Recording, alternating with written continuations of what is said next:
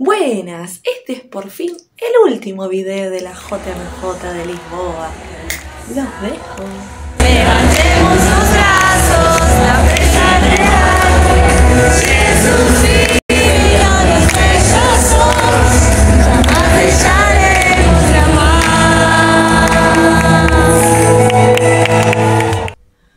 Entonces, ya me voy a la segunda semana. Cuando arranca toda esta multitud, le voy a poner imágenes porque era tremendo, toda la gente, el subte colapsado, 1,5 millones de personas, o sea, claramente la ciudad estaba a tope. Una misa de bienvenida, un montón de gente, ya les hablé de las palabras del Papa. Masividad, estabas con un grupo y como nosotros nada, somos voluntarios y por momentos tenemos tarea, como que te perdías, pero después te encontrabas con otro voluntario, porque ya sabías que había voluntarios ahí. En un momento yo me acerco a lo que eran los confesionarios, que eran como 150 confesionarios en un montón de idiomas. Y yo sentía la necesidad como de plantear esto con un sacerdote porque ya me había pasado que me empecé a quedar sin voz, no por gritar ni por hablar mucho, sino porque había algo ahí que me estaba como trabando de alguna manera.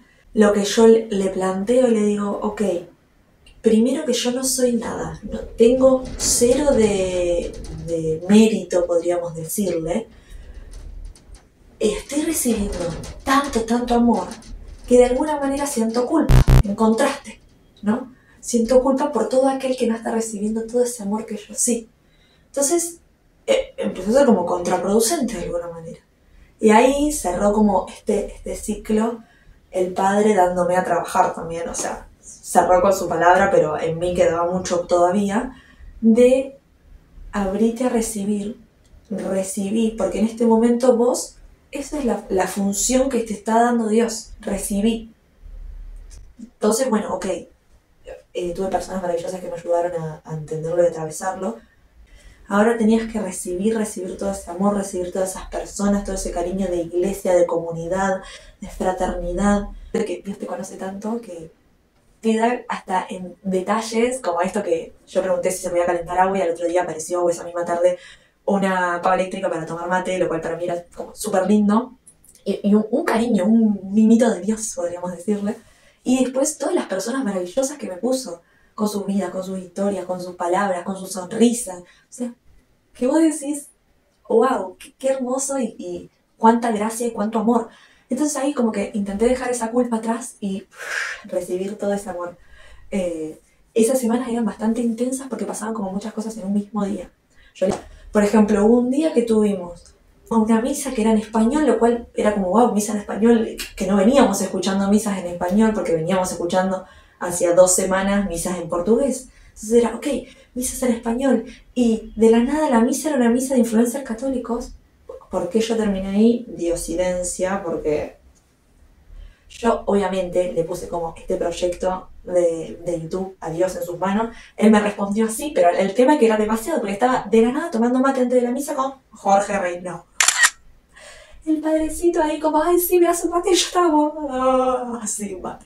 No sé, o sea, obviamente idolatrar y todo eso no está copado, pero a la vez son personas que uno dice, ok, o sea, esta persona la sigo hace años, la escucho, es de alguna manera un maestro digital, y estoy compartiendo con él en el mismo lugar. O sea, eso era lo fuerte e interesante. Eran como una alumna rodeada de maestros. O sea, ¿qué?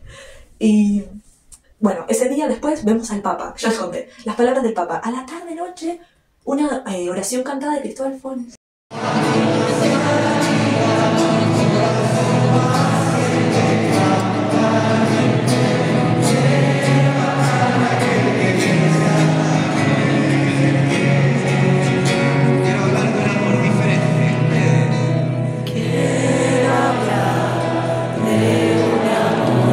El padrecito jesuita, yo me quedé como, wow, no, este día no puede ser más hermoso y perfecto, y sí, porque hubo un montón de otros días que también lo fueron, que él es un dulce, les voy a dejar un pedacito de video porque tanto amor y me conectó mucho con la pandemia, porque en la pandemia nosotros hacíamos adoración con él, entonces acá en la casa fue muy importante para nosotras y muy hermoso.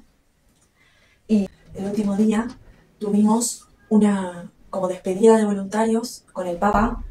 Ahí yo me vuelvo a encontrar con una chica de México que había conocido el primer día y... Llegamos a Fátima. Caminamos al santuario. Y ahí me pasó algo que me enseñó muchísimo. Yo no había dormido el día anterior, que había sido la vigilia, por decisión propia y por oración. Después, ese día hacía mucho calor y había, donde estábamos, mucho sol. A mí el sol me descompone bastante, entonces yo la verdad que no estaba bien. Y nada, esta chica Fátima me ayudó muchísimo y me dijo, no, vení, o sea, como que me hizo descansar en sus piernas, me dio agua, me hizo sombra y un montón de cosas que yo al principio me costó como aceptar y recibir y dejarse cuidar de alguna manera. Yo ya vivo sola hace 5 años, entonces de alguna manera uno aprende o crea como estrategias en su momento de resolver siempre uno, porque si bien mi mamá y mi papá siempre están disponibles, yo no le puedo llamar para decirle que tengo fiebre o un dolor de cabeza, porque más que decirme tomate un ibuprofeno o manda a la guardia, su solución, o sea, no van a poder salir corriendo, que si fuera por ello lo harían y se toman un avión y están acá en 2 minutos, pero no es lo ideal hacerlos correr por esas cosas. Entonces, como que eso resonó en un montón de situaciones en las que yo, teniendo personas que tal vez levanto y le digo, che, mirá, no me siento bien, me venís a darme una mano, no lo hacía y atravesaba como ese momento de soledad. Me encierro y lo resuelvo y cuando esté bien de vuelta y sea la chispita que a mí me gusta hacer, salgo de vuelta a la realidad. Termina la jornada y yo me voy 2 días, estoy en Oporto. Bueno, esos días fueron como muy intensos de llanto. Yo paseaba por Oporto, sacaba fotos llorando. Me sentaba en las plazas llorando. Era como mi cuerpo depurando todo lo que había pasado, que era muchísimo. Entonces yo lo que me resonaba en la cabeza es qué voy a hacer con todo el amor que recibí. ¿Qué voy a hacer con todo este amor que recibí? ¿Qué voy a hacer? Entonces al principio salió una Valentina mucho más como práctica y de hacer. Entonces hice una lista y todo esto voy a hablar con mi acompañante espiritual cuando vuelva y le mandaba mensajes porque ella me preguntaba cómo estaba y yo era como, sí, y un montón de cosas y bla, bla, bla, bla. Y pensaba esto y pensaba lo otro, como muchísimo. Y después, o sea, yo me quedo como 1 semana y media más, sigo paseando, qué sé yo. Vuelvo a Fátima, que yo había ido el primer día antes de la jornada. Y yo tenía muchas ganas de hablar con un sacerdote. Y claro, Fátima era Portugal, no había sacerdote que hable español. Entonces arranco a hacer todo lo que era el Vía Crucis, como con estas ganas adentro. Que estaba prácticamente sola, la gente pasaba pero no era mucha. Y cuando estoy terminando me cruzo con un grupo como de 50, 60 españoles que estaban ahí. Terminé el Vía Crucis con ellos y digo, este es el momento, o sea, no hay chance que es ahora. Y me acerco y le pregunto a una chica de dónde era, me dijo que de España, que de una parroquia. Entonces nada, le pregunto, mirá, ¿habrá algún sacerdote que tenga ganas de charlar conmigo? Había como 5 o 6, se acercó a uno, le pidió, bueno, hablamos un montón con el sacerdote. Y cuando yo le planteo como en un momento todo esto de qué voy a hacer con tanto amor que recibí,